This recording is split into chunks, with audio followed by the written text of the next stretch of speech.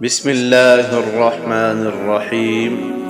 امتحان دینے والا جانتا ہے اس سے سب سے زیادہ فکر امتحان کی ہوتی ہے، باقی چیزیں اس کے لیے ثانوی حیثیت رکھتی ہیں، ضرورت کے تحت ساتھ ہوتی ہیں۔ وہ دیر تک یہ نہیں سوچتا کیا پہنوں کیا کھاؤں، جبکہ کسی پارٹی میں جانے والے کے لیے سب سے زیادہ اہم اس کا لباس بناؤ سنگار ہوتا ہے۔